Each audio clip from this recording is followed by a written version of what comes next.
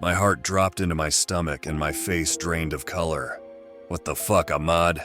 Feeding the rookie to an eldritch deity on his first day? Not cool, man. I hesitantly turned toward the little girl rocking back and forth slowly in the darkest corner of the room. Once I saw her face, the creaking of the rocking chair fell silent. My eyes grew wide as dinner plates. My back was pressed against the wall like the floor in front of me was made of burning magma. Clarissa was the most downright evil child I had ever seen. Her pupils encompassed the entirety of her eyes, twin pitch-black orbs that felt as if they could consume my entire being. She was ghostly white, and her face was framed by neatly kept black braids. She wore an outdated dress, Victorian era if I had to take a stab at it, along with matching shoes. The monstrosity smiled at me. Those yellow, rotting teeth were enough to make my skin crawl. But the worst part was her aura. Clarissa exuded an air of malevolence unlike anyone or anything I'd ever met.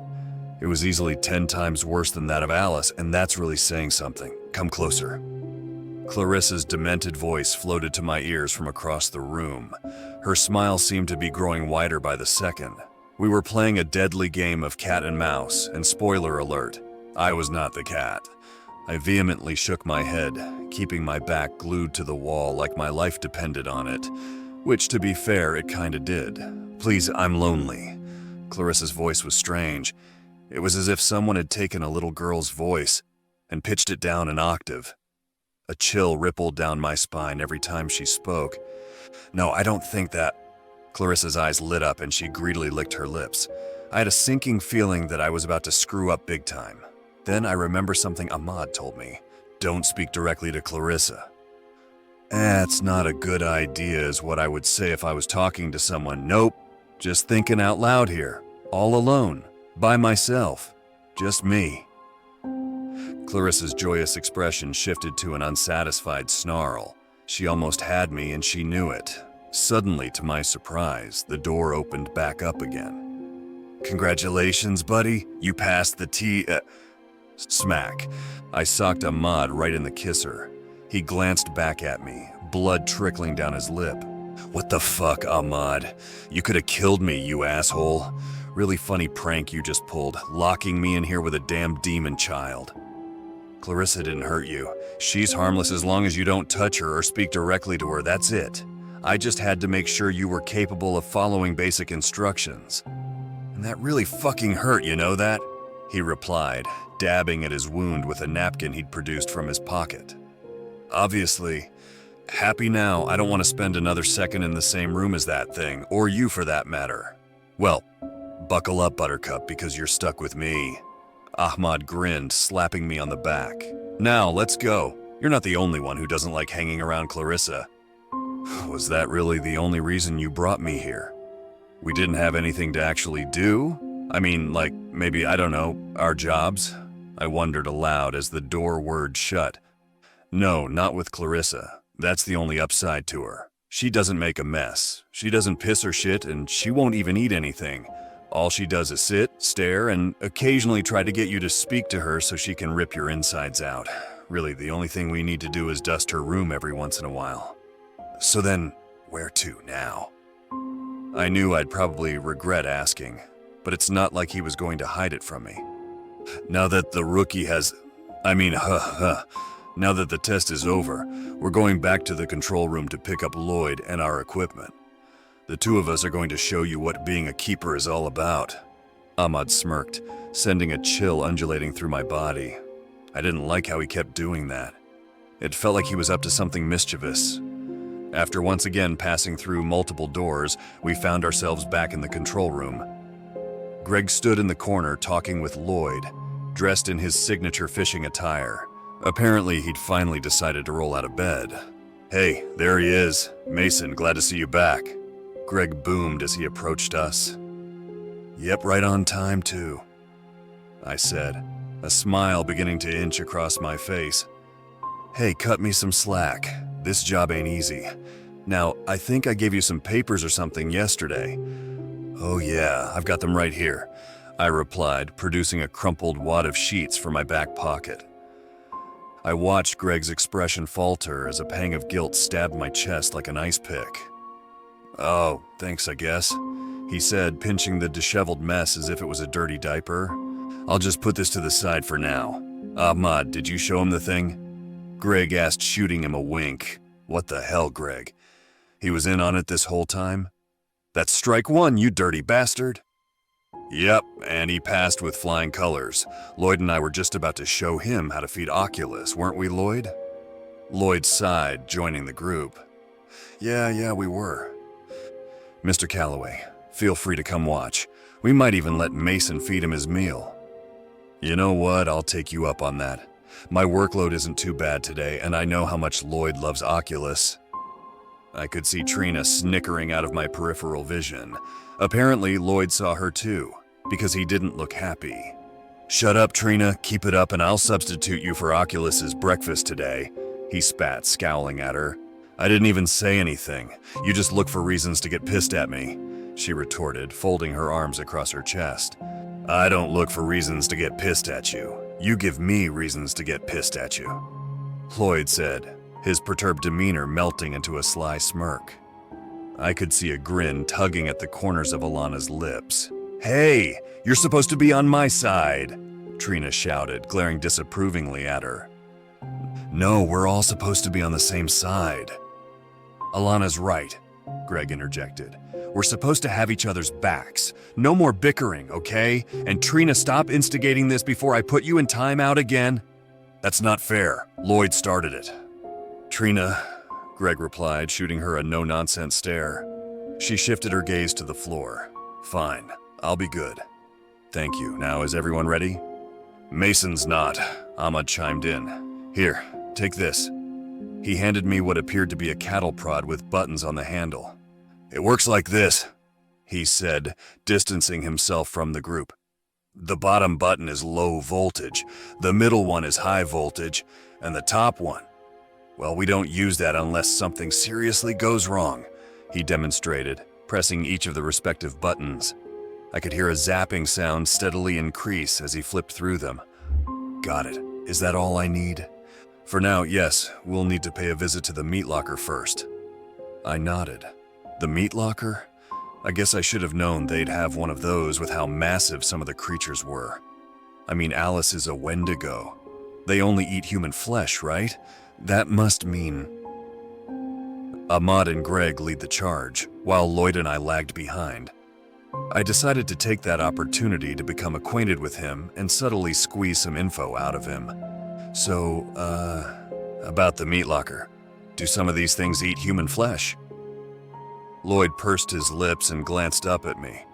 "They sure do. And it's our lucky day because Oculus is one of them." Great. No one told me I'd have to handle corpses in addition to all this freaky shit. Thanks for filling me in on that, Greg. What exactly is Oculus? And why do you love it so much? You'll find out soon enough. I just hope you don't have arachnophobia, he replied stoically. Arachno what? Come on, Lloyd, you can tell I'm not the brightest crayon in the box. Help a guy out here. Oh well, I guess I'd better wait and see for myself. Soon we found ourselves standing at the end of the hallway in the west wing. A large metal door stood before us. Ahmad grinned at me. I really wished he'd stop doing that. Mason, be prepared. Oculus's diet is peculiar, to put it lightly. Yep, sorry to burst your bubble, but Lloyd already spilled the beans. Let's just get this over with, okay? Ahmad's smile faded into a dissatisfied frown. All right, have it your way, he muttered, reaching for the door handle. Once Ahmad pulled the door open, we were assaulted by a rush of cold air. I followed the group inside what appeared to be a giant refrigerator. Shelves upon shelves were lined with strange concoctions and containers filled with an assortment of different foods. The further inside we went, the stranger the items became. A dead deer, rabbit paws, squid tentacles, and then I saw it. Once the group finally came to a halt, my stomach began to churn and I started to feel lightheaded. Because lying on the shelf before me was a beheaded human cadaver. Its skin was pale, but still, it looked fresh. Where did that come from? Like, who sends these here? I asked, dumbstruck. Though Lloyd had given me plenty of warning, it was still a shock to the system. I mean, what kind of fucked up organization keeps corpses on hand? Before you say it, yeah, I know. That's called a morgue, Mason. Hate to break it to you, but this place ain't a damn morgue. At least I don't think it is. Greg clasped me on the shoulder, nearly causing me to jump out of my skin. Ever wonder what happens to people who donate their bodies to science? Well, now you know. So, the government supplies them? Yep, they sure do, Ahmad said, wheeling a dolly over to the shelf. We just got a fresh shipment yesterday. Anything older than a week or so usually goes into that freezer at the end of the fridge. Waiting for these things to thaw is a pain in the ass. So be glad we don't need to today. So, what do they do with the heads? I asked sheepishly. Not sure, but my guess is that they dispose of them elsewhere out of respect for the donor. You know, on account what the bodies are being fed to, Ahmad replied, hoisting the headless carcass onto the dolly. That makes sense. It's still pretty fucked up, though. Don't worry, you'll be desensitized to it in no time. It might seem screwed up now, but hey, these creatures gotta eat. Greg bellowed, playfully slapping me on the back. All right, let's get going. I don't want to have to spend any more time with Oculus than necessary. I nodded, following Lloyd and the others out the door, with Ahmad pushing the corpse as he walked. My heart pounded against my chest like a jackhammer as we passed each enclosure. I glanced up at the screen above Clarissa's room as we went. She was sitting motionless in her rocking chair, that demented smile still plastered on her face. What a creep show. Finally, we approached a door with a nameplate beside it that read, Oculus. I couldn't take it anymore. I had to know. I glanced up at the screen that projected Oculus's habitat. It seemed to be modeled after a rainforest. Trees shielded the ground from view, limiting my field of vision. I thought I wouldn't have any luck, but when my eyes drifted to the corner of the screen, I saw it. I could feel all the color draining from my face. A thick, massive web sat in the corner of the room, and in the center of that web, the biggest damn spider I'd ever seen. The thing was gargantuan. Though I was yet to see it up close, I could still gauge its size just from the recording. I was beginning to sympathize with Lloyd hard. I fucking hate spiders. Here, take these, Greg said, handing me a trash bag, disposable gloves, and a trowel. What? Why do I need these? And where'd you get this stuff from? I asked, perplexed. You thought I just wore this raincoat for show? It's got some big pockets, perfect for storing things. Believe it or not, spiders shit just like every other living creature. Someone's got to clean it up, and it ain't gonna be me, he shrugged, grinning mischievously. Spider shit? Really? That is the last thing I expected to hear. Hey Mason, come here for a sec, Ahmad said, freeing me from my staring match with Greg. Watch this. Ahmad pressed an orange button on the keypad beside the door. Purple mist began to waft down from the ceiling. My eyes stayed glued on Oculus. The beast stood, then began to sway back and forth before ultimately collapsing back onto its web. Then the mist was sucked away as quickly as it had appeared. What was that? Did you kill it? Lloyd scoffed. Of course not. That would take a miracle. The mist only puts the thing to sleep. Once we get the go-ahead, we'll have to head in, dump its meal, and clean the place as quickly as possible. We'll only have about 15 minutes before it wakes up, and we do not want to be in there when it does. 15 minutes? They couldn't have given us a little more time? That's the government for you. They can afford millions in payroll and bribes to keep this on the down low. But this is where they decide to cut corners. Bunch of stingy assholes, if you ask me. I could sense a deep-seated rage bubbling beneath Lloyd's words. It was one that I could definitely relate to. Fuck 'em. I'm with you on that. Truth be told, Lloyd was really starting to grow on me. I didn't know much about him, but he seemed like a pretty down-to-earth guy once you got to know him. You two quit flirting and get over here. We got the green light, Ahmad said, pointing to a literal green light illuminated on the keypad. Oh, the irony.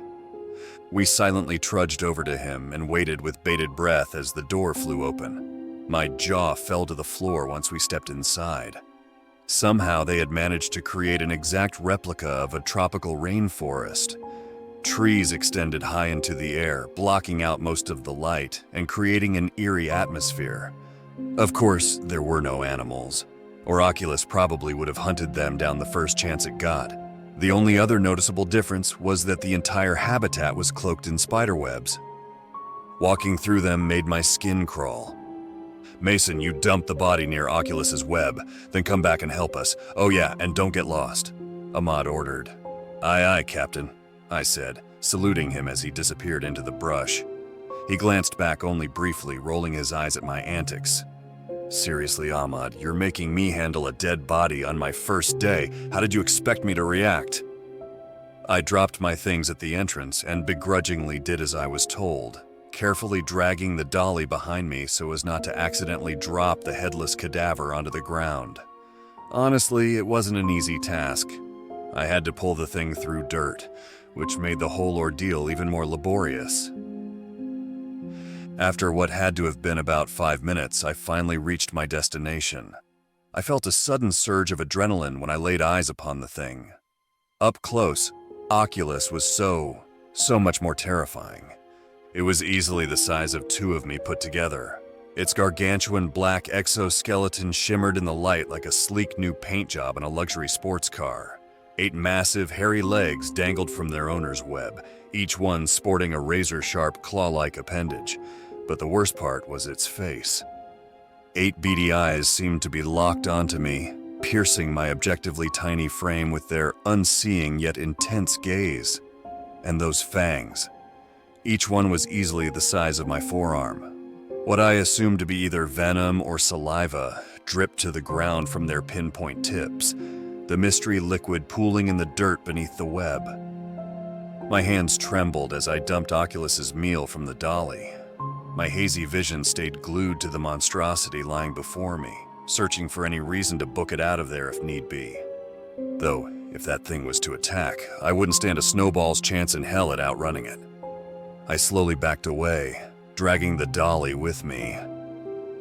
Right when I thought I was going to win our sickening staring match, I noticed something that made me fear for my life. It lasted less than a second, but I swear I saw one of Oculus's legs twitch. I didn't stick around to disprove my theory. I sprinted back to the entrance as quickly as my legs would carry me.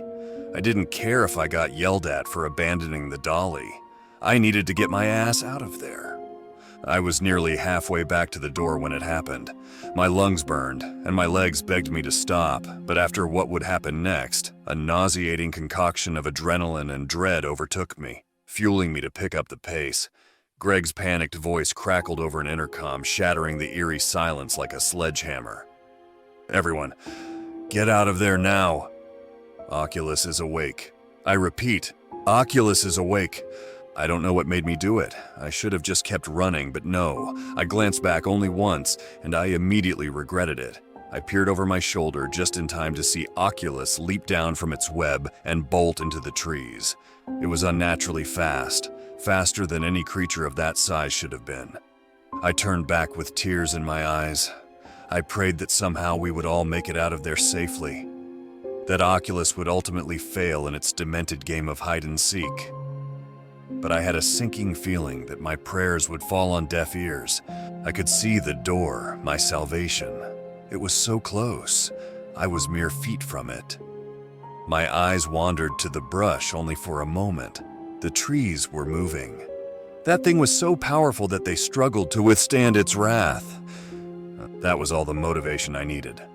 I flew through the open doorway and collapsed onto the cool linoleum. Greg released a noticeable sigh of relief, yet fear was still etched into his features. The others, where are they? I coughed, desperately trying to catch my breath. Lloyd and Ahmad are still in there. All we can do now is hope with all our might that they find us before it finds them.